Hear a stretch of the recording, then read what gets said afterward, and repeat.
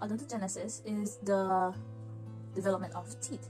This process is of tooth formation, eruption, and integration with its surrounding tissue. It is a complex, multi-step process requiring interaction between different cells, and it begins approximately 4 weeks into uterine life.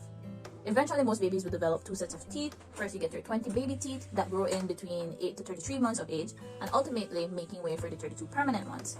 On x-rays, the bright white part shows both baby and permanent teeth, which corresponds to the enamel, and which is the outside of the teeth, the hard portion.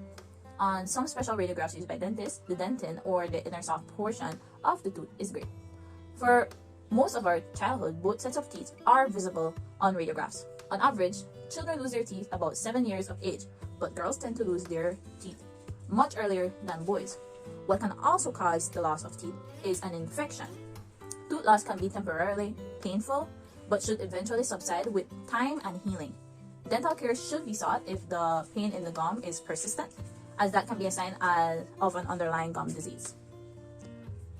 The process of odontogenesis occurs in several stages to form different parts of our tooth.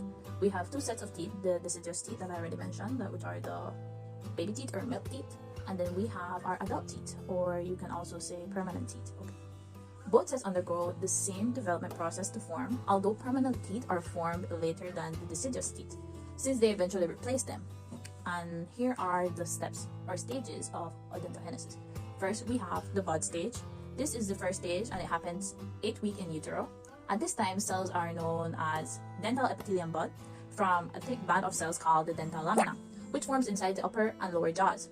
These cells will eventually evolve to form the tooth germ, which is made up of all the soft tissues necessary for healthy tooth growth. Next, we have the cap stage. During this stage, cells begin to shape the outside layer of the tooth, forming a cap that sits on the rest of the tooth bud. This cap can be called enamel organ, because it will later form the cells to produce the enamel. The rest of the tooth bud, known as the dental papilla, will make two interior layers of the tooth, and that will be the dentin and the pulp. Another sac of cells called the dental follicle surrounds both the enamel organ and the dental papilla.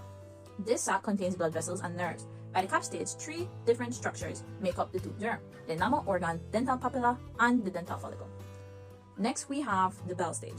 At this point, the enamel grows into a bell shape. That's what we call the bell stage. And 2 events take place. First, the enamel organ differentiate, meaning the functions change. And depending on their new function, they will develop into one of 4 cell groups. First, we have the inner enamel epithelium. We have the outer enamel epithelium, stratum intermedium, stellate reticulum.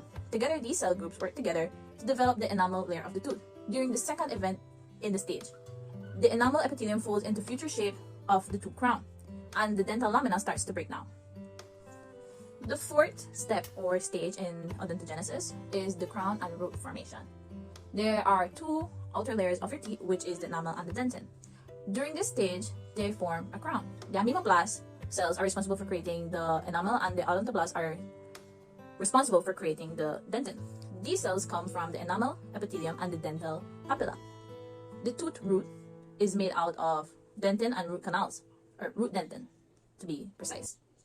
This is where the dental pulp lives, and it forms from the combination of 3 structures: the dental pulp papilla, the dental follicle, and another important group of cells called Hertwig's epithelial root sheath. Finally, we have the eruption stage. Once the crown of the tooth has formed, the root has begun to develop, the tooth moves vertically towards the oral cavity so it can erupt into the correct position. Some of the jawbone above the teeth will reabsorb, and the other connective tissue will break down to help the tooth move. Depending on the type and position of the tooth, each will erupt at different ages. Primary teeth will erupt first, around 6 months of age, according to American Dental Association, and the permanent teeth will develop in the same manner as primary teeth, beginning at 20 weeks in utero and continuing 10 months after birth. The third molars and wisdom teeth are not completely formed until the individual is of 5 years old. And overall, that is odontogenesis, or what we know as teeth development. And it goes through all these 5 stages so that it can make the teeth that we have today. Even in the primary stage, where it's just teeth of milk or baby teeth, it's still preparing for our permanent teeth to erupt and come in. So nothing this stage or this development does is left unused. Like, it's not for just show them. It's not just for show. Everything has a purpose and its own process, and nothing gets done at the same time. It has its own age ranges and time that each tooth will erupt. So that is odontogenesis. Thank you.